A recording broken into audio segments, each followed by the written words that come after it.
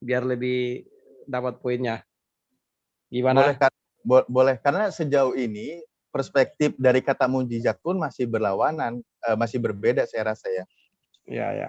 Karena yang melakukan mujizat itu para nabi atau para utusan Allah gitu. Itu yang melakukan mujizat. Yang namanya mujizat itu saya tadi sudah katakan peristiwa yang kejadian yang berlawanan dengan akal sehat manusia, yang berlawanan dengan logika gitu.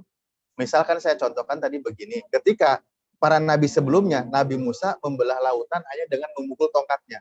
Secara akal sehat itu tidak mungkin terjadi.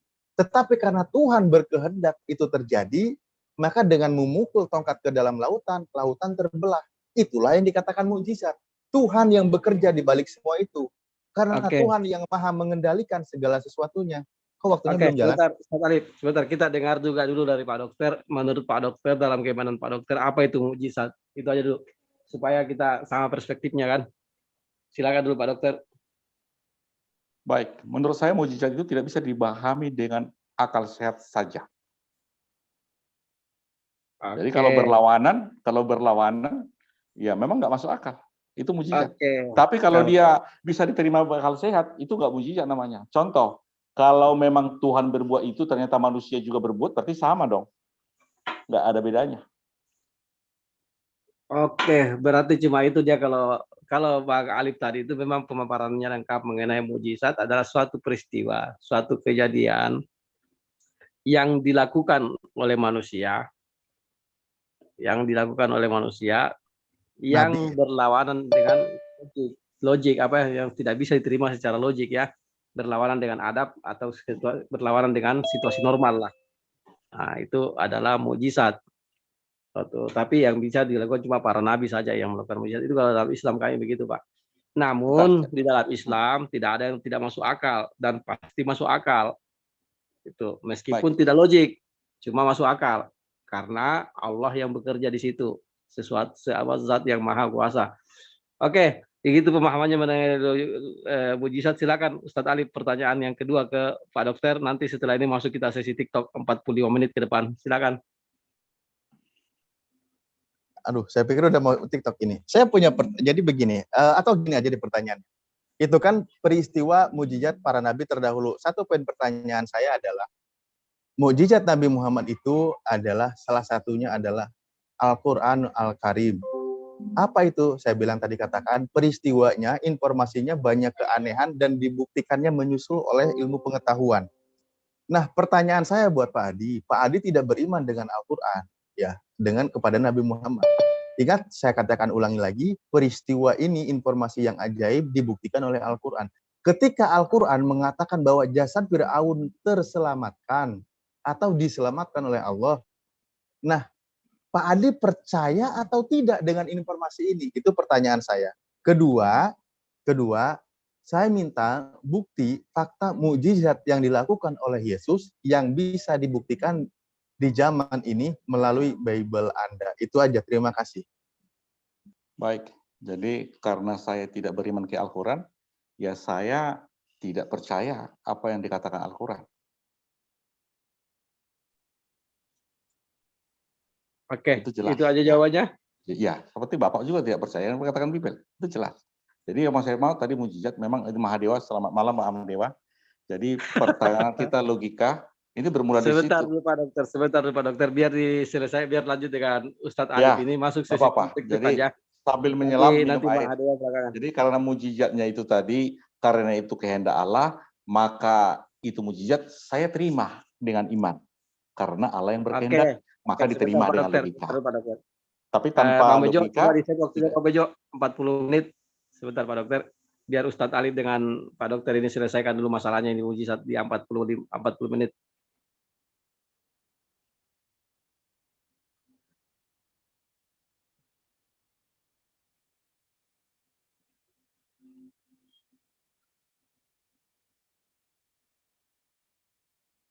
Empat puluh.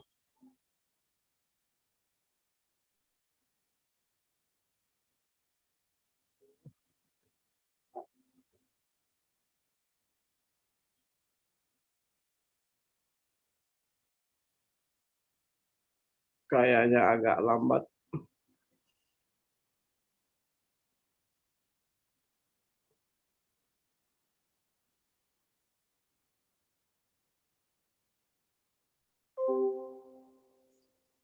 Angka 4, 4 baru 0. Siap. Oke, silakan Pak Dokter dengan Ustadz Alif selesaikan masalah mujizat dan logika ini. Lanjut Pak Dokter. Baik, jadi yang menurut saya tadi, mujizat itu tidak bisa diterima dengan logika saja. Kalau diterima dengan logika, itu bukan mujizat namanya. Di Mesir, ada dukun Mesir melakukan mujizat 7, Musa melakukan mujizat atas nama Allah 10. Mujizat itu tidak bisa diterima dengan akal sehat. Tetapi kalau kita beriman, sangat bisa diterima. Maka saya setuju dengan Pak Dewa tadi, kalau itu karena maka Musa membelah laut bisa diterima logika karena iman. Jangan bawa-bawa saya dulu Pak. Nanti kalau sama Oke. mas saya aja ya. Oke, Jangan bawa-bawa ya. saya. Makanya saya naik itu karena nama saya dibawa-bawa ini. Ya, udah saya bawa tadi. Nggak apa-apa. Jadi saya Nggak topik per apa-apa topik itu harus masa mau tuntas. ada apa-apa. Nggak mungkin ada Fokus, apa-apa. fokus. Oke. Kita harus tuntas. Topik per topik, Santai. Apa? topik per topik, Silakan, lanjut. kita harus bahas. Ya. Jadi kalau topiknya nggak selesai, ya kita kan nggak ada pembelajaran kepada yang lain. Ini topik kita mujizat. Menurut saya, menurut yang saya miliki sebagai seorang yang memiliki akal sehat, kalau mujizat itu bisa masuk akal tanpa iman, itu bukan mujizat namanya. Tetapi kalau karena iman, itu bisa diterima dengan logika, itu boleh diterima karena iman. Namun kalau hanya akal budi sehat saja, tanpa iman, tanpa kitab suci, itu tidak bisa masuk akal. Demikian. Oke, terima kasih Pak Dokter. Saya boleh share screen aja boleh ya, biar kita lebih nendang gitu menyuguhkan fakta datanya. Ya, siapa yang co-host? Co-host coba diatur di settingnya dibuka untuk share screen itu. Bang Awi udah co-host kayaknya. Oh ya kah? Nggak sadar. Oke. Sorry. Saya buka aja dulu share screen-nya kalau gitu. Aman aja. Oke, silakan share screen. Oke, sambil nunggu share screen, jadi begini Pak Dokter, saya bilang tadi, mukjizat itu sebenarnya melemahkan atau mengalahkan peristiwa sesuatu, menundukkan. Sehingga ketika itu berlawanan dengan akal, maka peristiwa itu bisa terjadi. Ini saya ulang berkali-kali. Nah, mukjizatnya Al-Quran itu menundukkan, mengalahkan akal manusia. Ketika orang itu merasa sombong, tidak mau mengambil pelajaran, Allah tundukkan akal orang itu. Saya buktikan begini. Nah, ini juga bingung ya. Gara-gara tidak beriman, Pak Dokter menolak kebenaran. Saya agak sedikit ini ya. Tapi kembali ke Bapak lah. Ini saya kembalikan keluarkan ayatnya ya. Di surah Yunus ayat 92. Maka pada hari ini kami selamatkan badanmu agar kamu dapat menjadi pelajaran bagi orang-orang yang datang sesudahmu. Jadi kisah Firaun ini, si Firaun ini diselamatkan jasadnya, tujuannya menjadi pelajaran orang-orang sesudahnya Firaun gitu. Dan sesungguhnya kebanyakan dari manusia lengah dari tanda-tanda kekuasaan kami. Nah, ini saya punya pertanyaannya. Saya uji logika akal sehatnya Pak Dokter di sini. Saya tadi katakan, jadi gini, ketika Nabi Musa melakukan mukjizat membelah lautan, Nabi Musa belum tentu tahu atau tidak tahu bahwa jasad Firaun diselamatkan. Karena peristiwanya selesai. Al-Quran sebagai mukjizat melemahkan, menundukkan orang-orang yang melawan tentang kebenaran. Nah, di antaranya apa? Menginformasikan, ini Al-Quran ya, bahwa jasad Fir'aun diselamatkan. Padahal orang-orang waktu itu tidak ada yang tahu. Karena apa? Kita buktikan kapan informasi bahwa jasad Fir'aun itu kapan ditemukan. Nah, kan gitu. Nah, sekarang begini, informasi yang dari Al-Quran ini, saya tanya sekali lagi nih sebelum dilanjutkan, ya bahwa jasad Fir'aun itu diselamatkan dan dibuktikan ditemukan. Pak Dokter percaya tidak? Saya minta jawab dulu. Saya kan tidak melihat langsung, jadi saya nggak percaya. Oke, saya coba membuka satu referensi, misal gini di Kompas ini ya. Ya, kompas.co.id. Terkesima melihat jasad Fir'aun. Jasad Fir'aun, Raja Mesir kuno yang masih utuh, dari kaki hingga kepala meski sudah 3.000 tahun lebih menjadi daya tarik pengunjung Museum Nasional Mesir. Nah, kalau fakta ini, Bapak percaya tidak?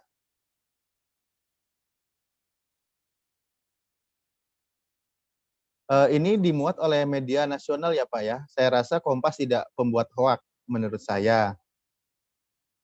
Saya minta jawabannya nih. Saya seperti Thomas, kalau nggak lihat dengan mata saya nggak percaya. Oh gitu. Jadi Bapak Ya. tidak percaya dengan media seperti ini ya? Tidak percaya, media itu banyak hoax. Kalau nggak saya lihat, kan itu hak saya kan. Iya, tidak Ya, masalah. oke. Kan saya Ya, bilang itu. sedang menguji kita akal sehat kita. Ya Nah, makanya saya bilang dalam hal Hmm. ini, Oke. karena saya walaupun itu tertulis, kan media-media itu kalau nggak saya lihat langsung, saya nggak BBC percaya. pun memuatnya Pak. Ya betul, sekalipun dimuat semua, karena saya punya prinsip kalau nggak saya lihat langsung nggak percaya, itu hak saya untuk malam ini. Boleh kan? Lah, Bapak lihat langsung Yesus nggak Pak?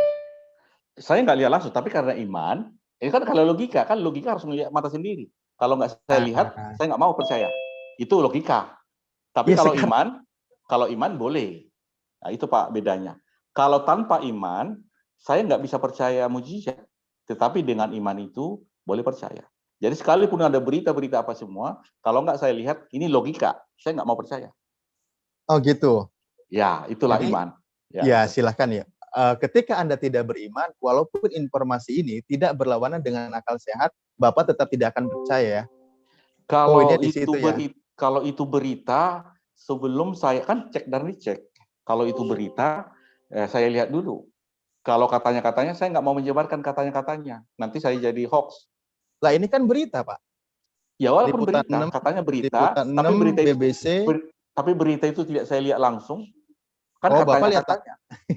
Bapak lihat nggak di share screen ini? Ya maksud saya, walaupun tertulis itu di beberapa media, karena beritanya nggak saya lihat langsung, ini logika loh. Yang saya percayai, logika, saya lihat dengan mata kepala sendiri. Kalau tidak saya lihat mata sendiri, itu bukan logika saya. Tetapi kalau memang iman, karena ada data di iman itu, saya baru percaya. Artinya gini, kalau itu memang satu berita tertulis, hanya logika, saya nggak mau meyakininya dan menyebarkannya kepada orang lain. Karena nggak saya lihat sendiri. Demikian kira-kira. Oke, saya punya pertanyaan lagi berarti ya. Begini Pak Dokter, kan ini tadi Bapak tidak melihat, saya coba yang akan berkaitan dengan profesi Pak. Sebenarnya ada berapa lapis sih Pak Dokter dari luar sampai ke dalam yang ada dalam kandungan si bayi itu? Baik, karena logika, karena saya belajar itu, ada kulit luar itu, ada subkulit, ada beberapa lagi selaput, ada beberapa lapis memang di situ. Ada kulit luar, ada lemak, ada beberapa tulang memang melingkupinya, ada tulang rawan.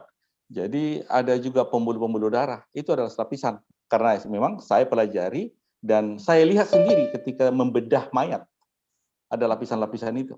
Ya. Jadi gini Pak Dokter, dari perut luar ke dalam kandungan, ke dalam janin itu ada berapa lapis Pak Dokter? Baik. Atau misal ketika menyesar itu ada berapa lapis Pak Dokter? Baik, saya terangkan. Jadi ada kulit luar, itu yang kita lihat, kita raba itu kulit luar. Di bawah itu ada lagi kulit selaput yang paling halus. Di bawahnya itu ada lagi lemak, tetapi belum berdarah itu.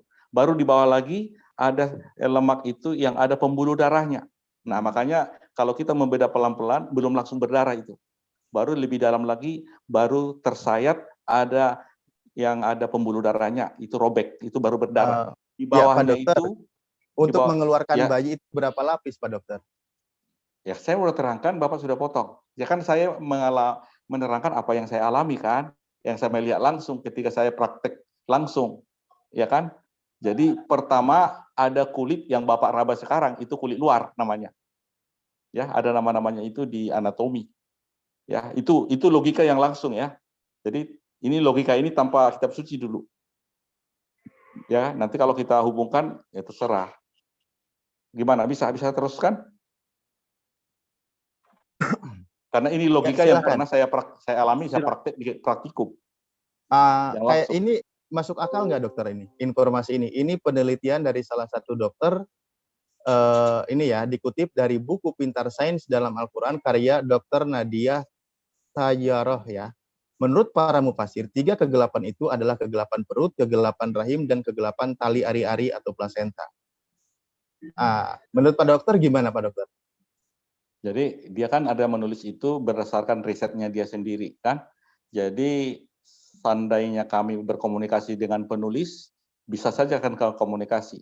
Tetapi yang saya pahami adalah kulit luar sendiri itu satu lapisan. Yang Bapak lihat dan raba itu perut Bapak sendiri dulu. Itu pertama, satu lapis sudah. Ya. Lapis kedua itu ada otot yang belum ada arterinya. Jadi ketika itu dirobek belum langsung berdarah. Baru yang ketiga itu setelah lebih dalam lagi ada itu otot yang ada pembuluh darahnya. Jadi ada dermis, kulit, epidermis di bawah kulit. Ada lagi otot, nggak ada baru lagi selaput. Ada lagi kapum. Jadi banyak sebenarnya di situ. Makanya aku bilang kalau kami diskusi sama penulis, kami bisa logika. Sementara kita kan diskusi bukan sama penulis. Jadi yang dimaksud penulis apa, biar saya pahami. Ya, di sini dijelaskan sih semua dokter. Di sini Ya, dijelaskan ada perut, semua kan. rahim, serta selaput. Ya. Amnion. Itu kan pemahaman dia. Perut yang dimaksud itu apa? Ada yang nangis anaknya.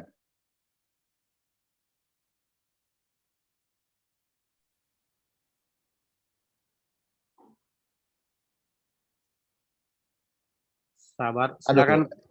Izin anakku belum tidur ini. Oh, iya. Nggak enak aku nangis. Diam ya anak ya. Ya, begitu Pak Dokter. Itu kan penelitian dari dokter, dia memaknai seperti itu. Tapi informasi itu ya silakan karena Bapak Dokter kan tidak beriman, jadi Bapak tetap akan menyanggahnya gitu. Sebenarnya ada sih. Kalau perut itu kan karena saya dokter, waktu saya membedah mayat, jadi makanya dermis itu kulit paling luar, epidermis di dalam. Jadi ada juga di dalam itu ada lapisan-lapisan. Jadi subkutan, kulit, subkutan, epidermis, di bawah lagi ada arteri atau vena, pembuluh darah, di bawah lagi ada selaput, itu. Jadi artinya pemahaman yang Bapak pelajari itu dengan pemahaman yang saya sendiri alami berbeda. Bapak kan memahami dari tulisan orang, sementara saya langsung mengalaminya. Ya, tentu kan ini yang menulis dokter, dimuat oleh Okezon juga, dan dia melakukan yang ditulis dokter, tetapi saya kan mengalaminya langsung.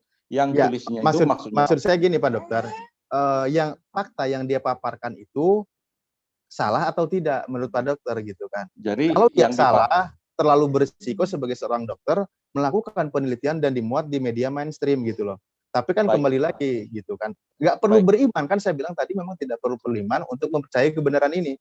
Karena tadi mengenai jasad Firaun pun kan Pak Dokter, karena Bapak belum melihat dengan mata kepala sendiri, Bapak tidak akan percaya, alasannya kan gitu. Padahal Bapak sendiri melihat Yesus pun tidak, tapi Bapak percaya malah. Karena katanya akan percaya kalau melihat dengan mata kepala sendiri gitu loh. Itu iman Thomas. Jadi maksud saya tadi, mujizat boleh dipercaya dengan logika karena iman. Tapi tanpa iman tidak akan bisa terima mujizat itu. Jadi kalau tulisan tadi 3 lapis, yang saya alami faktanya, lapisan luar itu dermis, lapisan luar itu, lapisan dalam itu epidermis, baru ada lemak itu ya udah 3 lapis, ada subkutan, ada lagi selaput, udah 4 kalau kayak gitu. Jadi logika makanya aku bilang kalau Bapak itu yang menulis, kalau Bapak dokter, saya dokter, kita seirama. Cuma Bapak kan percaya ke tulisan seorang dokter. Tapi yang dimaksudnya itu saya nggak tahu apa yang dimaksudnya. Yang jelas ada 3 lapis. Yang Bapak pahami 3 lapis. Jadi yang saya pahami kulit luar itu namanya dermis, di dalam itu epidermis, di bawah epidermis itu ada subkutan, di bawah subkutan itu ada selaput. Udah 4. Jadi makanya pemahaman Bapak berdasarkan tulisan orang. Sementara pemahaman saya yang pernah saya alami di praktikum. Yang langsung saya alami dong, bukan dari tulisan. Oke, sebentar karena Ustadz Alif anaknya terbangun dan beliau minta undur diri sebentar. Silakan Bang Dewa masuk, Bang Mahadewa. Bang Mahadewa. Ya, Assalamualaikum warahmatullahi wabarakatuh. Waalaikumsalam. Silakan lanjut.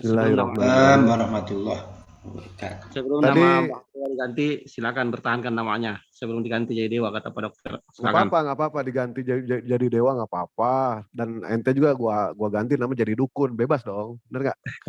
Nah sekarang begini. Jangan sampai dukun cabul. Nah, dia kan mengimani sesuatu yang harus terlihat, ya kan? Yang harus terlihat gitu. Nah, sekarang pertanyaan tadi dari Pak Ustadz Ali bagus itu. Mana mujizat Yesus yang bisa kita lihat sekarang supaya kita itu percaya? Silakan. Sekarang Baik. aja. Pak Mahadewa, sebelum itu masuk tadi masih ada pertanyaan Bapak yang belum saya tanya dan pertanyaan saya yang belum Bapak tanya. Jadi kuncinya tadi logika tidak bisa mujizat tidak bisa diterima dengan logik. Jadi Bapak bilang bisa nggak diterima logik Musa itu membela laut? Jawaban Bapak itu kehendak Allah atau kehendak Musa? Saya bilang kehendak Allah. Nah, bisa diterima dong logika. Isu tadi pembicaraan kita langsung saya mundur. Masih ingat ilmiah, kan? Pak, itu Pak. Ilmiah, Pak. Jadi begini, Oke. kita percaya sama yang namanya Tuhan itu adalah Maha Kuasa. Kita percaya Tuhan itu bisa melakukan apa saja. Dia bisa memberikan mujizat kepada orang yang dikehendaki. Kita percaya itu semua. Kita iman. Nah, ilmiahnya itu di situ. Kenapa itu dikatakan masuk akal? Itu bukan keinginan Nabi Musa, tapi itu adalah keinginan Allah. Andaikan Nabi Musa yang menginginkan, saya tidak akan percaya. Tetapi karena Allah yang menginginkan, saya percaya. Kenapa? Karena saya punya Tuhan. Nah, untuk mencari Tuhan ini, Pak, mencari Tuhan yang benar ini, kalau orang ateis, kita berbicara dengan orang ateis tidak akan percaya, Pak. Maka dari itulah Al-Quran itu datang. Al-Quran menceritakan ilmu sains di situ. Dan ilmu sains yang ada di dalam Al-Quran bukan diperuntukkan untuk seorang Mahadewa, bukan diperuntukkan untuk seorang Pak Awi, Zulkifli M. Abbas, ataupun yang jauh dari peradaban yang sudah meyakini akan Al-Quran. Bukan, Pak. Tetapi ilmu sains di dalam Al-Quran itu diperuntukkan untuk orang yang tidak percaya akan adanya Tuhan. Nah, dia teliti dulu. Setelah diteliti sama dia, ternyata Al-Quran itu benar. Datang dari sisi Allah. Nah, disinilah iman, Pak. Jatuhnya ke iman. Kalau misalkan saya mengatakan tadi ke Bapak, Pak, ya, andaikan itu Nabi Musa tidak Allah perintahkan, tapi Nabi Musa membelah sendiri, saya tidak akan percaya. Itu logika. Tetapi karena Allah yang menginginkan, Allah yang memerintahkan berkehendak kepada Nabi Musa untuk membelah lautan menggunakan tongkat, itulah logika ilmiah di situ, Pak. Allah yang menginginkan. Bukan Nabi Musa yang menginginkan. Nah, kalau tadi saya sudah menjawab mengenai Isra Miraj, Pak, ya. Isra Miraj pun seperti itu, Pak. Saya menjelaskan kepada rekan-rekan yang ada di sini semua, apakah Isra Miraj itu masuk logika? Tidak masuk logika, Pak. Tidak masuk logika. Apakah itu ilmiah? Tidak ilmiah sama sekali. Andaikan Nabi Muhammad yang berjalan sendiri. Saya anggap Nabi Muhammad adalah seorang pendusta. Andaikan Nabi Muhammad berjalan seorang diri. Tetapi di situ di dalam surat Al-Isra dijelaskan bahwa Nabi Muhammad diperjalankan. Jadi siapa yang menginginkan? Allah yang menginginkan, Pak. Allah yang menginginkan. Bukan Nabi Muhammad yang menginginkan. Ilmiah di situ, Pak. Karena kita percaya bahwa Allah itu maha kuasa. Kita punya iman di situ, Pak. Makanya di situ iman, Pak. Nah, kalau Bapak mau bicara mengenai soal logika, kalau bicara soal dengan orang ateis, jelas itu tidak akan ada yang percaya. Makanya orang ateis itu diskusinya itu mengenai ilmu sains. Bapak punya Tuhan, Padukun kan punya Tuhan, Dewa pun sama punya Tuhan. Betul? Kita percaya Tuhan Padukun maha perkasa, maha kuasa. Tuhan Dewa pun sama, Tuhan kami pun sama, maha kuasa, bisa melakukan apa saja. Nah, itu ilmiahnya di situ, Pak. Bagi orang yang tidak punya Tuhan, tidak akan pernah percaya dia, Pak. Nah, sekarang kalau misalkan Bapak mau berbicara, saya cuma percaya dengan apa yang saya lihat. Bapak percaya bahwa Barack Obama itu adalah seorang presiden? Tentu bahwa Bapak percaya. Dari mana informasinya? Ya tentu dari apa? Berdasarkan dari kabar itu. Berdasarkan dari berita. Bagaimana mungkin Bapak percaya sementara Bapak ketemu aja belum sama dia? Begitupun sama mumi Fir'aun. Ini kan dijelaskan di dalam Al-Quran. Apakah itu logika? Tidak masuk logika, Pak. Tetapi Allah yang menginginkan, apa yang tidak masuk logika? Kalau Allah yang tidak menginginkan. Ilmiah itu, Pak. Karena Allah yang menginginkan. Nah, sekarang silakan Bapak tolong tanggapi mana mujizat Yesus yang bisa kita lihat sekarang. Silakan. Baik. Jadi saya respon dulu tadi tentang Musa. Jadi yang saya katakan tadi, Musa bisa membela laut diterima logika karena kehendak Allah. Jadi karena iman. Bapak setuju kan? Setuju. Ya, tapi Setuju. tanpa iman, makanya saya bilang tadi, logika atau mujizat tidak bisa dibuktikan dengan logika saja. Harus dengan iman. Tapi tanpa beriman, logika itu tidak bisa diterima. Bapak setuju? Setuju. Nah, cocok. Setuju. Nah, jadi tadi berdasarkan itulah kami bertanya tadi, data yang saya tampilkan di Galatia 4 ayat 2, nyambung di Lukas 1 ayat 30 sampai 38, bahwa Allah mengutus anaknya lahir dari seorang perempuan. Jadi pertanyaan Pak Elim tadi, netek, nyusu. Apakah Tuhan nyusu? Kan gitu. Masa logika? Saya bilang. Saya jawab logika. Dengan apa? Dengan iman. Karena Allah mengutus anaknya lahir dari seorang perempuan. Yang lahir dari seorang perempuan yang bernama Yesus itu adalah anak Allah yang Maha Kudus.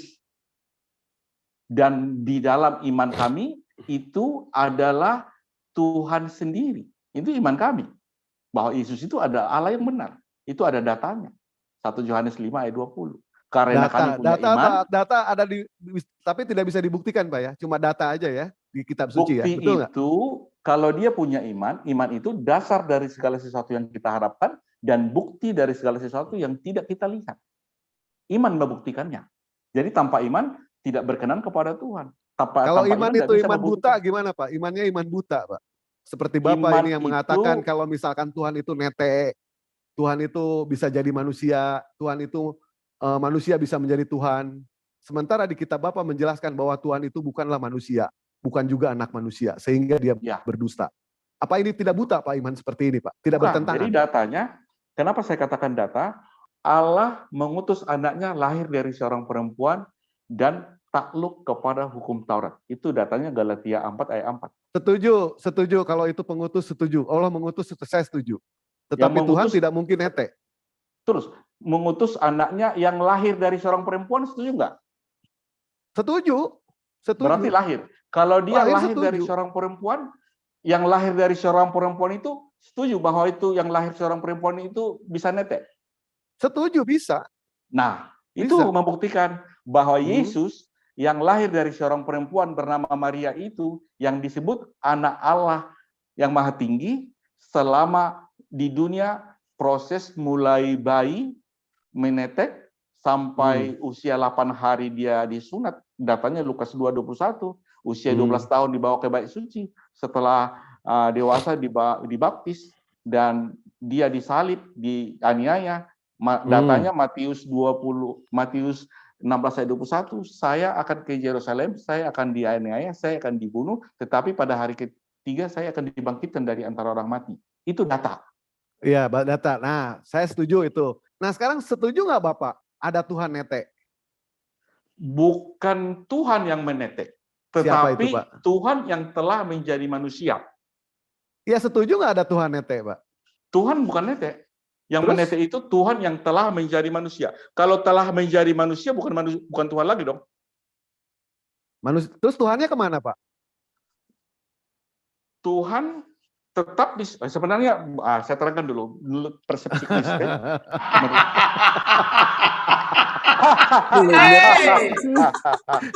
Sabar. Itulah kejebaknya. Bukan 3 menit. Silakan lanjut Pak Adi dengan Bang Mahadewa. Udah saya keluar tadi, kalau cuma ketawa-tawa. Aku pilih data. Tadi tolong dijawab pertanyaan Dewa. Siap. Mana mujizat Yesus yang bisa kita lihat sekarang? Mujizat Yesus supaya yang bisa Bapak dilihat. Itu percaya ya, kalau Yesus itu benar-benar Tuhan yang dilihat ada. Yesus Ya, bahwa sekarang. alam semesta ini masih ada. Dan setiap orang yang percaya masih ada mempercayainya sampai sekarang. Bukan itu. Pertanyaan saya bukan itu, Pak. Seperti begini saya contohkan, Pak ya. Di dalam Al-Quran, tadi Pak Ustadz Alif sudah menjelaskan, jasad Fir'aun itu adalah mujizat, informasi dari Al-Quran mengatakan seperti itu. Itu yang pertama.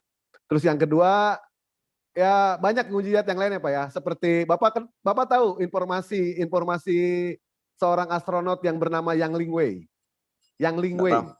Nggak tahu ya. Kebetulan dia kawan pramuka saya Pak. Nah, dia itu Pak dengan sombong mengatakan, aku adalah satu-satunya orang yang pernah mendengar kalau bintang mengetuk. Ternyata informasi itu ada di dalam Al-Quran sebelumnya Pak. surah At-Tariq. Bintang mengetuk. Dan dengan itu dia tunduk kepada Al-Quran dan dia percaya. Dia seorang Nasrani, Pak. Dia seorang Kristen. Dia percaya akan benar Al-Quran itu datang dari Allah. Soalnya tidak mungkin yang namanya Nabi Muhammad naik Apollo ke sono. Tidak mungkin. Itu bukti, Pak. Terus kurang apa lagi bukti, Pak? Perpisahan dua air lautan, yang satu asin, yang satu pahit, yang satu tawar. Itu bukti, itu Pak. Bahwa apakah Nabi Muhammad pernah pergi ke selat Gibraltar di Spanyol? Belum pernah, Pak, Nabi Muhammad. Tapi itu diinformasikan di dalam Al-Quran. Nabi Muhammad tidak bisa apa-apa. Nabi Muhammad tidak maha tahu, tetapi ada yang maha tahu yang memberitahukan kepada Nabi Muhammad SAW. Apalagi itu, masih banyak, Pak. Al-Quran, contoh Al-Quran, Pak. Al-Quran itu mujizat, Pak. 1443 tahun yang lalu sudah berlalu, Pak. Tapi apa ada? Allah menantang sampai hari ini, Pak. Andaikan Al-Quran bukan datang dari sisi Allah, buatkan satu surah semisal Al-Quran. Silahkan, bikin. Bahkan saya pribadi ya, saya berani, Pak, mengatakan, Pak, saya Mahadewa, saya siap murtad hari ini, andaikan ada orang yang bisa membuat ayat semisal Al-Quran, satu surah. Saya pribadi siap murtad. Kenapa saya berani mengatakan demikian? Karena saya yakin Allah sudah menjamin itu semua. Allah sudah ada jaminan dari Allah bahwa manusia tidak akan sanggup membuat ayat semisal Al-Quran. Apa ini bukan bukti? Ini bukti, Pak. Nah, sekarang bukti Yesus mana, Pak?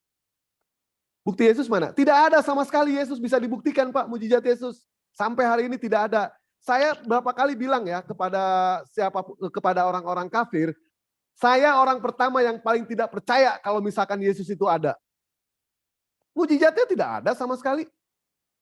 Tapi bagaimana saya bisa percaya kalau Yesus itu ada? Kalau mau disamakan dengan Nabi Isa alaihissalam, diinformasikan di dalam Al-Quran, Pak. Saya percaya 100%. Kalau misalkan Al-Quran tidak menginformasikan mengenai soal Nabi Isa alaihissalam, 100% saya tidak akan percaya. Kenapa saya percaya Nabi Isa? Karena ada di dalam Al-Quran. Kenapa saya percaya Al-Quran? Karena Al-Quran firman Allah 100%. Terus itu murni, Pak, firman Allah 100%. Tidak ada campur tangan dari apapun juga. Baik itu Pertalit, Pertamak, Olikastro, nggak ada. Murni 100% itu dari Allah. Itu mujizat. Nah, sekarang mujizat Yesus mana? Yesus konon katanya bisa menghidupkan orang yang mati. Orang yang matinya sudah meninggal, Pak. Yesus bisa menyembuhkan penyakit kusta, penyakit belang, penyakit lepra, kadas, panu, kurap. Semuanya tidak ada, Pak, saksinya, Pak. Melainkan hanya diinformasikan di dalam Al-Quran. Karena semua mujizat yang diberikan sama Allah Subhanahu wa taala dari zaman Nabi Musa, semua Allah angkat, Pak, mujizatnya. Tidak ada sama sekali yang bisa kita lihat. Tetapi beda dengan halnya Nabi Muhammad SAW, mujizatnya sampai sekarang tidak diangkat sama Allah. Itulah Al-Quran Nur Karim, Pak. Berisi tentang ilmu sains, informasi, menandakan keberadaan Allah Subhanahu wa taala. Nah, sekarang mana bukti Yesus itu? Mujizat Yesus yang bisa kita lihat sekarang. Silahkan. Saya tunggu sampai hari kiamat kurang 2 hari. Silahkan, Pak. Baik, saya jawab nggak usah 2 menit. Jadi mujizat Yesus adalah bahwa dia sendiri adalah firman Tuhan itu datang ke dunia untuk menyelamatkan. Setiap yang percaya kepadanya beroleh hidup kekal. Dan hanya Yesus yang berani berkata, akulah jalan dan kebenaran dan hidup. Jadi sekalipun engkau menyelidiki kitab-kitab suci, sekalipun kitab suci menulis tentang aku, engkau tidak datang untuk memperoleh hidup itu. Hanya Yesus yang berani berkata, aku memberikan hidup kekal kepadamu. Datanya di Yohanes 10 ayat 28. Tidak perlu saya tahu bagaimana dunia ini. Tetapi yang saya tahu, kitab suci itu, firman itu adalah penuntun bagi saya untuk memasuki kerajaan sorga. Demikian, Pak. Berarti itu tidak ada ya mujizat Yesus yang bisa kita lihat sekarang itu. Itu mujizat saya ke sorga. Mana mujizatnya? Itu saya ke sorga pasti, bukan mudah-mudahan. Bapak kan tadi mengatakan, saya ini adalah orang yang berlogika. Untuk membuktikan sesuatu itu, saya harus melihat. Bapak sudah melihat belum? Belum melihat Bapak sama sekali. Mana mujizat Yesus? Saya sudah membuktikan mujizat Al-Quran, Pak. Mujizat Nabi Muhammad saya sudah bisa membuktikan. Bahkan Bapak bisa melihat sekarang, Pak. Bapak tidak percaya sama Firaun? Boleh. Terserah. Tetapi Al-Quran, Pak, di mana-mana Al-Quran itu ada. Itu mujizat, Pak. Mujizat Nabi Muhammad itu tidak akan pernah Allah angkat, Pak. Mau sampai kapanpun juga. Sampai hari kiamat itu, Pak. Tidak akan pernah Allah angkat. Nah sekarang pertanyaan saya bukan itu Pak. Kalau misalkan Yesus bisa memberikan hidup yang kekal, saya pun bisa Pak memberikan hidup yang kekal. Saya menyampaikan firman Allah Subhanahu wa taala, saya bisa memberikan hidup yang kekal. Yang saya tanyakan itu mujizat Yesus yang bisa kita lihat sekarang, ada atau tidak? Coba saya pengen tahu apa Boleh. mujizatnya. Saya sudah terangkan, jadi pola pikir kita kan berbeda. Mujizat yang dilakukan Yesus adalah membuat orang yang ada di dunia ke sorga. Itu mujizat terbesar. Pasti. Nampakkan di Quran. Ada nggak ayat Al-Quran memastikan bahwa ke sorga? Pasti. Jangan mudah-mudahan. Loh Pak, saya bicara mengenai soal mujizat, bukan soal kepastian. Kalau soal keselamatan Pak, berantakan Pak di dalam Al-Quran Pak. Di dalam hadis pun berantakan. Kita bicara mujizat, jangan kemana-mana. Saya cuma pengen, coba jujur coba, Pak Dukun jujur coba. Ada nggak mujizat Yesus sekarang itu? Kan Pak Dukun katanya pengennya pakai logika kita. Jangan pakai iman. Salah, jadi Pak Mahadewa tadi bilang, kalau tanpa iman tidak bisa memahami logika. Itu kan sudah disepakat kita tadi kan? Iya kita sepakat ke situ. Jadi sekarang Bapak tidak percaya. Mujizat yang pasti itu, buat apa lumpuh bisa berjalan, buta bisa, itu nggak perlu bagi saya mujizat-mujizat seperti itu. Yang mujizat itu saya di dunia ini, satu saat saya pasti ke sorga. Itu mujizat terbesar. Oh, kita tidak bicara mengenai soal itu. Ya itu Kita terbesar. Buat apa lagi? Buat ya, apa kalau lagi misalkan astronot? Bapak mau ngomong seperti itu, ya saya juga bisa Pak. Nabi Muhammad pun sama seperti itu. Gimana Bapak ini? Mana dalilnya? Tampilkan dalilnya mana? Pak, kita bicara mujizat dulu. Saya pengen Bapak mengakui secara jujur ada atau tidak. Kan Bapak mau main logika dengan saya ini. Kan kalau saya udah ngomong tadi. Tidak ada. Mujizat itu kan bisa diterima dengan Pak, logika. Saya percaya Pak, Yesus bisa menghidupkan orang yang mati. Saya percaya karena ada di dalam Al-Quran. Itu keimanan Pak. Nah sekarang ada nggak mujizat ada Yesus di Al-Quran sekarang? bahwa Yesus menghidupkan orang mati? Coba tampilkan datanya. Ada Pak. Datanya. Tampilkan datanya. Ada. Astagfirullahaladzim. Silakan tampilkan datanya. Ada Al-Maidah berapa itu ya? 110. Nggak usah Pak Alwi, nggak usah. Kita bicara mengenai mujizat dulu. Mujizat ada. Coba silakan. Ada nggak? Yang saya tahu Isa Al-Masih bukan Yesus. Ya Isa Al-Masih. Sama nggak Isa Al-Masih dengan Yesus Isa Pak? Al-Masih bisa nggak membangkitkan orang mati di Al-Quran? Coba datanya mana Pak? Data. Sama nggak? Saya tanya dulu, sama nggak Pak? Isa Al-Masih dengan Yesus? Tidak sama. Nggak ada perdebatan kalau begitu, kalau tidak sama. Ya, tidak nggak sama. Ada perdebatan Pak. Iya nggak ada perdebatan. Tidak sama.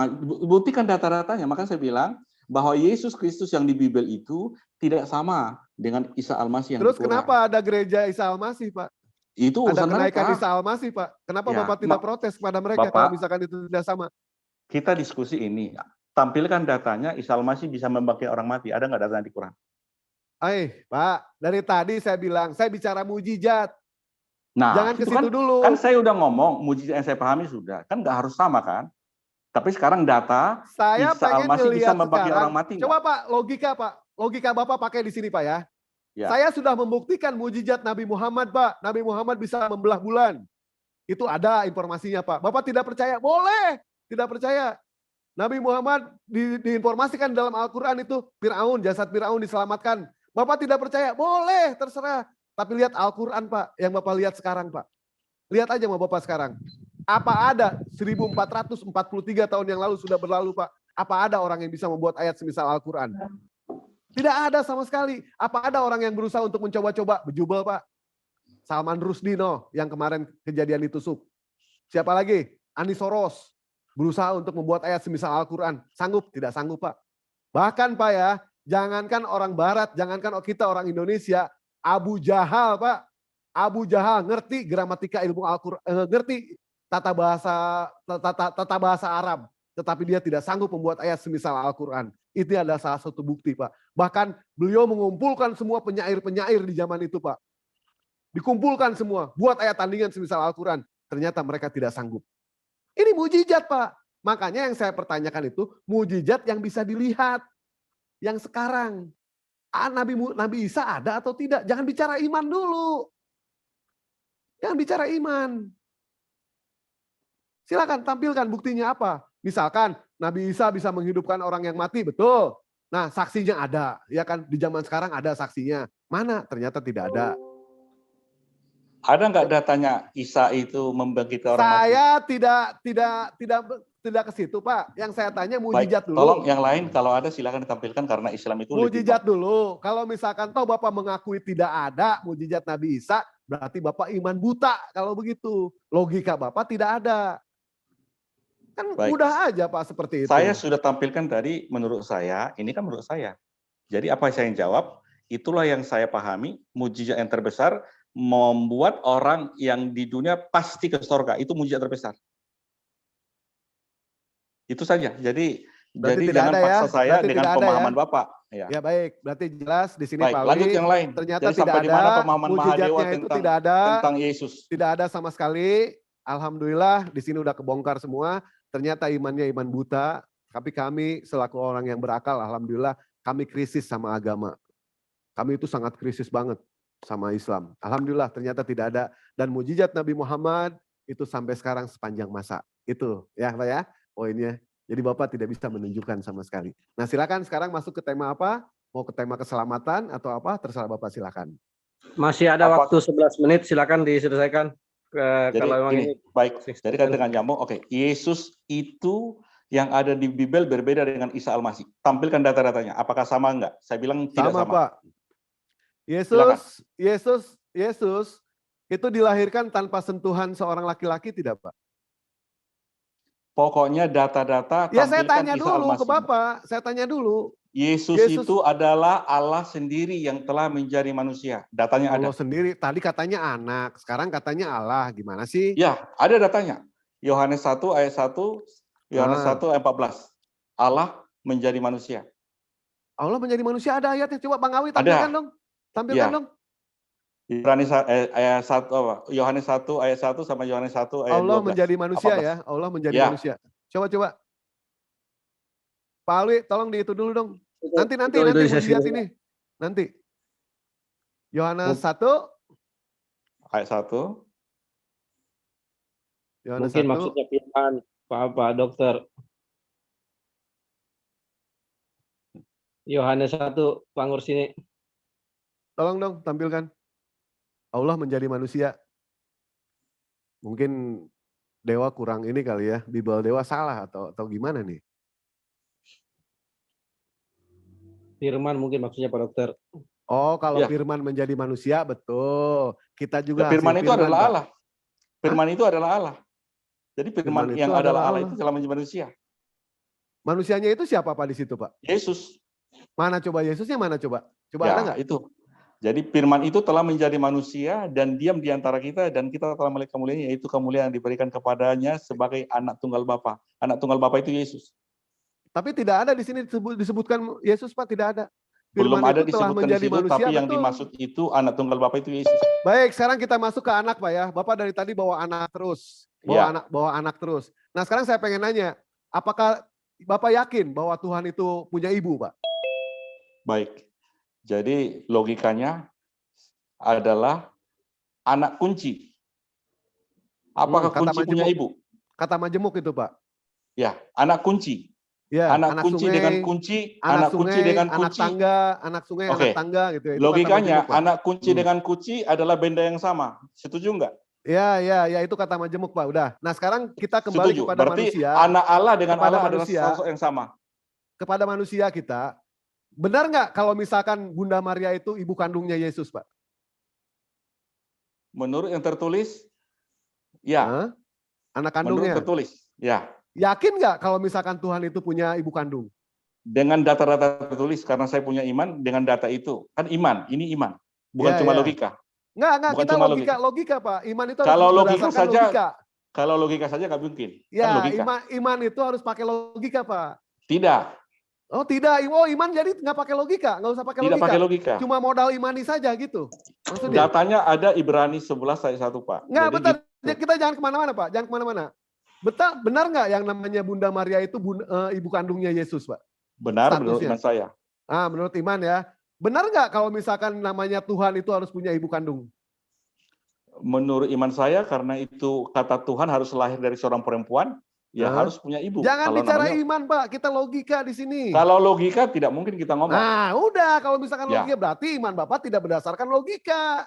Jelas Iman di situ. adalah Nah, dasar sekarang dari kita segala kembali sesuatu yang kita kepada harapkan. Allah, Pak, kepada Allah. Yesus katanya anak Allah. Apa statusnya Ya. ini, Pak? Apa statusnya anak ini, Pak? Ke Allah. Ngerti nggak iman?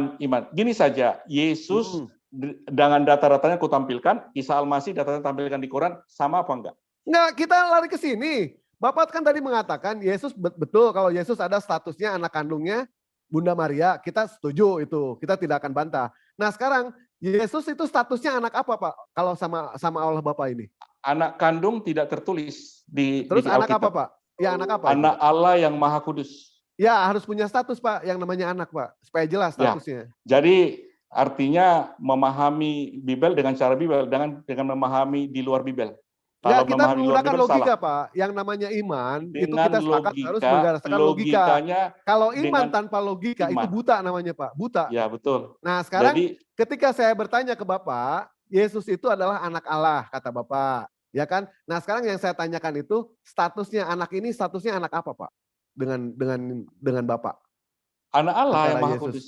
Ya Anak Allah yang statusnya Maha anak Kudus. apa? Statusnya Ya. anak apa? Yesus menjadi manusia. Sekalipun dia dalam rupa Allah, tetap mengambil rupa dalam manusia. Yang saya jadi tanya setelah statusnya Pak, jangan kemana-mana Pak. Yang saya tanya statusnya Pak. dia Jangan pakai logika falasi dia dengan saya, Pak. dua status. Statusnya bisa anak Allah dan Hah? dia bisa anak manusia. Bisa Tapi anak bukan manusia. anak Maria, anak manusia. Bukan anak Maria. Bukan. Jadi Terus nggak anak tertulis, siapa?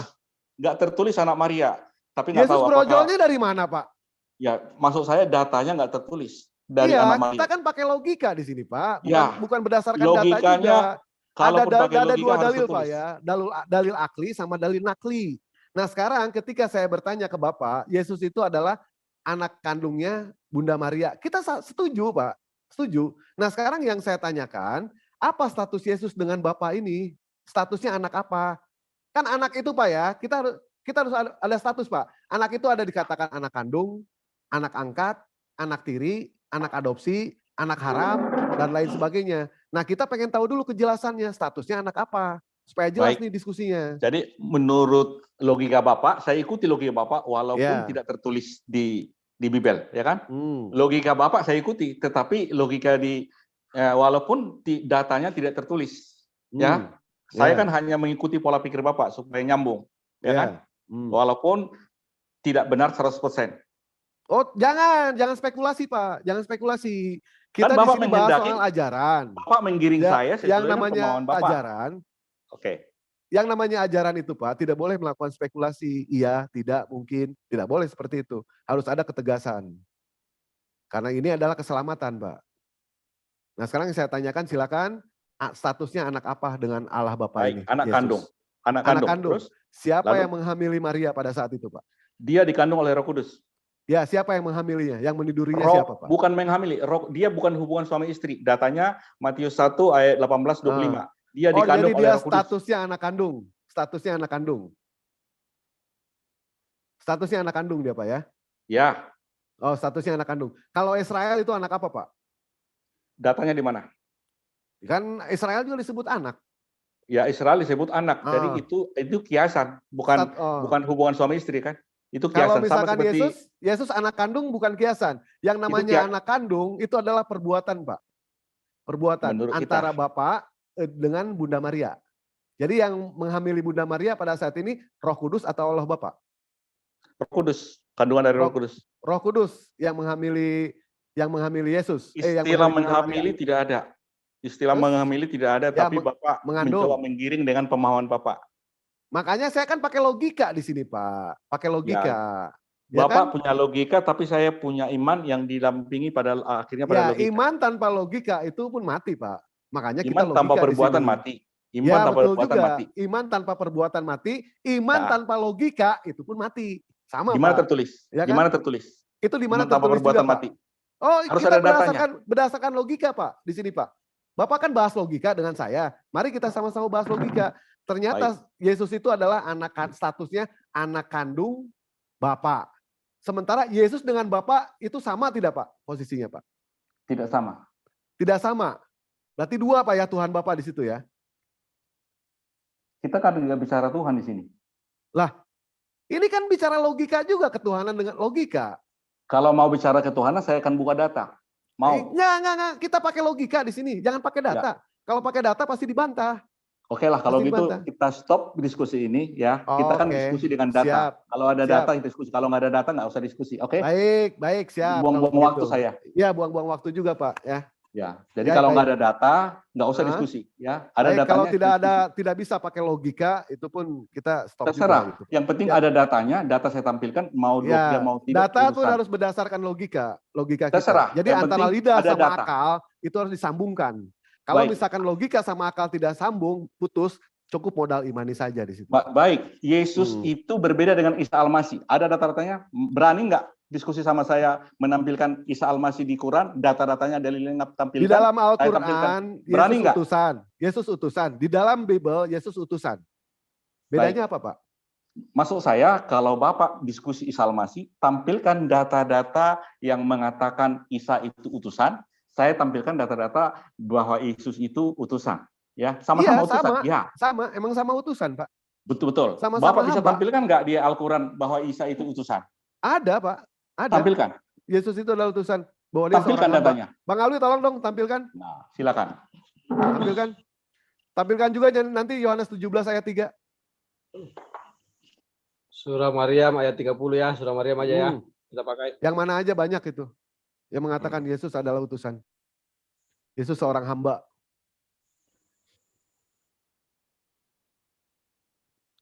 Itu Maryam 30 ada di layar.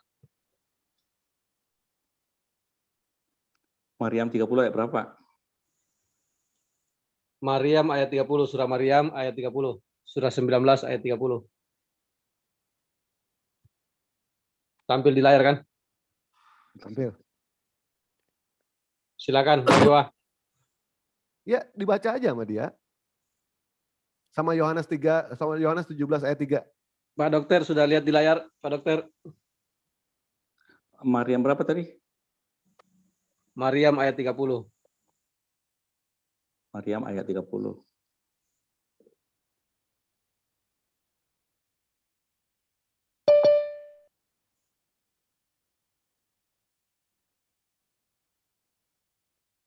Oke.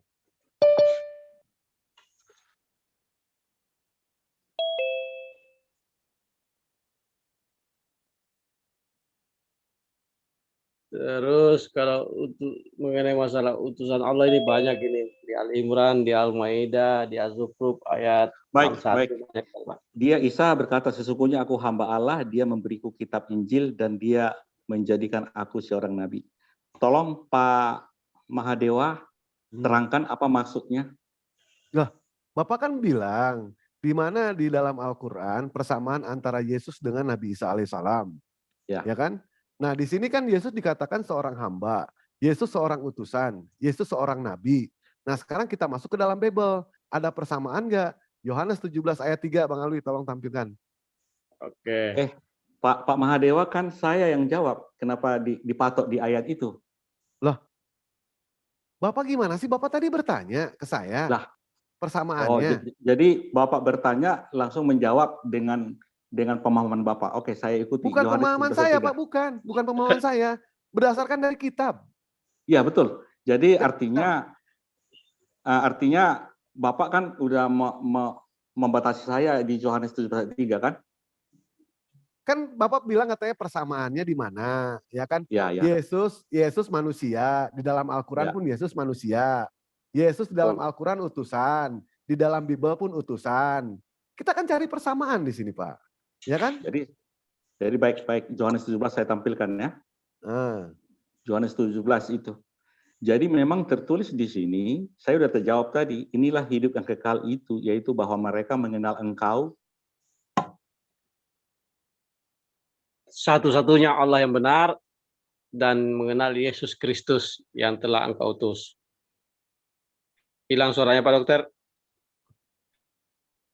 Satunya Allah yang benar dan mengenal Yesus Kristus, mengenal yang telah Engkau utus. Pak Mahadewa tahu apa maknanya di sini? Tahu nggak bahwa utusan di dalam Bible itu, fungsi utusan, tugas utusan apa? Utusan.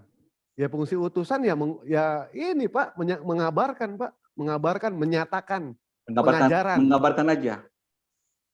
mengabarkan, mengajarkan. Semuanya Pak, menyatakan di sini dalam Bisa arti nggak? menyatakan bukan Bisa nggak menampakkan. menampakkan? Bisa nggak utusan itu memberikan hidup kekal? Bisa. Nabi Musa bisa. Coba datanya Nabi Musa memberikan hidup kekal di mana Nabi datanya? Musa memberikan pengajaran, Pak. Pengajaran. Nah, sekarang Pengajaran Nabi Musa, ya, memberikan hidup, memberikan hidup kekal. Iya, betul. Nah, sekarang Nabi Musa memberikan hidup yang kekal nggak, Pak? Tidak ada yang memberikan Dengan hidup kekal kecuali Yesus. Dengan pengajarannya. Tidak ada nabi yang bisa memberikan hidup kekal selain Yesus yang memberikan hidup kekal. Oh, gitu. Kalau Nabi Musa berarti nggak bisa? Ya, ada nggak Isa Nggak bisa. Al-Masih yang di Quran bisa memberikan hidup kekal? Bisa Ada nggak pengajarannya, Isa Pak. Al-Masih yang di Quran? Bisa. Pengajarannya kan itu sama. Sama pengajarannya Tidak, Pak. dengan Jadi Nabi gini. Musa. Jadi saya terangkan Pak ya, menurut Hmm. yang saya pahami bahwa utusan atau nabi itu adalah menyampaikan pesan Allah kepada manusia. Yang Betul. menyampaikan pesan Allah itu bukan cuma nabi, bisa malaikat, dan bisa para nabi, bisa anaknya sendiri yaitu Yesus. Dan khusus mengenai bisa itu, anak kandungnya ya, oleh anak kandungnya Yesus, sendiri bisa Allah telah menjadikan alam semesta. Yesus oleh Yesus Allah menjadikan alam semesta. Makanya 1 Korintus 8 ayat 6 hanya ada satu Tuhan, yaitu Tuhan Yesus, yaitu Yesus Kristus. Olehnya alam semua dijadikan olehnya, segala sesuatu dijadikan olehnya. Jadi Yesus Terus mau itu tahu kemana lagi, Pak? bukan hanya Kita menyampaikan Pak, kita tadi temanya sepakat di mana persamaannya Yesus dengan Nabi Isa alaihissalam. Bapak bawa keselamatan, itu temanya lain lagi, Pak. Bapak mau tahu saya kemana bilang lagi? Yesus Kristus yang ada di Bible tidak sama dengan Isa Al-Masih. Nah, sekarang di dalam Bible Yesus utusan. Bang Dewa, sebelum pindah tema, ini sudah waktu habis 30 menit. Baik. Masing-masing closing statement aja untuk tema yang tadi. Nanti akan ada sesi berikut lagi, ada yang lain ya, Bang Dewa ya. Siap. Ya, karena kalau melebar temanya keselamatan lagi, ini kan sudah selesai tadi masalah mujizat dan logika. Silakan Bang Dewa aja duluan yang closing statement mengenai apa hasil dari dialognya dengan Pak Dokter barusan. Ya, kita tahu dah ya bahwa Nabi Muhammad SAW alhamdulillah diberikan mujizat, sampai hari ini pun mujizatnya tidak diangkat. Ini membuktikan bahwa Allah itu ada. Dan Allah menantang kepada seluruh umat manusia, bahkan bukan cuma manusia, siapapun juga Allah tantang. Andaikan Al-Quran bukan datang dari sisi Allah, buatkan ayat semisal Al-Quran, 1 surah aja. Ternyata tidak ada yang sanggup. Kenapa Allah berani mengatakan demikian? Karena Allah tahu akal manusia tidak akan sampai membuat ayat semisal Al-Quran. Karena Allah tahu bahwa pikiran manusia tidak akan sampai membuat ayat semisal Al-Quran. Itulah mujizat. Nah, sementara di sebelah tidak bisa dibuktikan sama sekali mujizatnya sampai hari ini. Kita percaya bahwa Yesus bisa menghidupkan orang yang mati. Kita percaya Yesus bisa membangkitkan orang yang mati, bisa menyembuhkan penyakit. Ya, karena Yesus dijuluki Mesias, Al-Masih, Sang Pengusap. Apapun yang dipegang sama dia selesai. Penyakit apapun selesai. Kita percaya. Tetapi tidak ada satupun bukti yang bisa kita lihat sekarang. Kenapa? Karena Yesus bisa membangkitkan orang yang mati matinya sudah meninggal. Yesus bisa, yang lumpuh bisa berjalan, tapi yang lumpuhnya sudah meninggal. Yesus menyembuhkan penyakit buta, penyakit kusta, penyakit lepra, penyakit belang, dan lain sebagainya. Tetapi orang-orang yang sudah meninggal semua. Tidak ada yang bisa dibuktikan sama sekali. Dan alhamdulillah, Nabi Muhammad SAW membuktikan bahwa Allah membuktikan mujizatnya Nabi Muhammad tidak Allah angkat. Karena semua mujizat yang dilakukan oleh para nabi, semua diangkat. Nabi Musa bisa dengan tongkatnya, dia bisa membelah lautan, tongkatnya sudah diambil. Kalau misalkan tongkat Nabi Musa ada di zaman sekarang, saya beli itu tongkat. Berapa harganya? Tapi ternyata tidak ada sama sekali. Nah, begitupun dengan nabi-nabi sebelumnya. Tetapi Nabi Muhammad SAW, mujizatnya tidak Allah angkat sampai hari ini. Dan kita tahulah banyak di dunia ini yang tidak percaya akan banyak pencarian mengenai Tuhan, dan disinilah buktinya Al-Quran itu datang dari sisi Allah. Ilmu sains di dalam Al-Quran itu sudah membuktikan bahwa Allah itu Maha Kuasa, Allah itu memberitahukan kepada kita bahwa Al-Quran datang dari sisi Allah. Mungkin itu aja dari Dewa. Makasih banyak Bang Abi. Oke, terima kasih Bang Dewa. Silakan Pak Dokter, closing statement. Jadi mujizat yang saya pahami adalah Kalau mujizat tidak dibarengi dengan iman, tidak akan bisa diterima dengan logika. Karena saya punya iman, maka saya bisa menerima mujizat itu. Mujizat terbesar dari Yesus adalah bahwa Yesus telah mati di kayu salib untuk menebus seluruh dosa manusia. Makanya setelah ditebus, Yesus berkata, semua orang yang percaya kepada Yesus akan menerima hidup kekal. Karena Yesus diutus untuk menyelamatkan. Yesus turun dari sorga untuk membangkitkan orang mati. Semua yang percaya kepada Yesus, maka akan menerima kehidupan kekal. Sekalipun dia mati. Kalau hanya lumpuh bisa berjalan, buta bisa melihat, itu mujizat yang perlu di dunia. Tetapi mereka mati. Tetapi yang percaya kepada Yesus, sekalipun mereka mati, mereka akan dibangkitkan. Semua orang yang percaya kepada Yesus, yang namanya tertulis di kitab kehidupan akan bangkit. Maka yang namanya tertulis di kitab kehidupan itulah orang yang percaya, maka yang percaya itu akan terangkat ke surga nantinya. Itu mujizat. Kalau hanya lumpuh bisa berjalan, kalau hanya membela laut, membela bulan, itu mujizat. Tetapi mujizat itu sudah berlalu. Apa enaknya, apa hebatnya membela laut?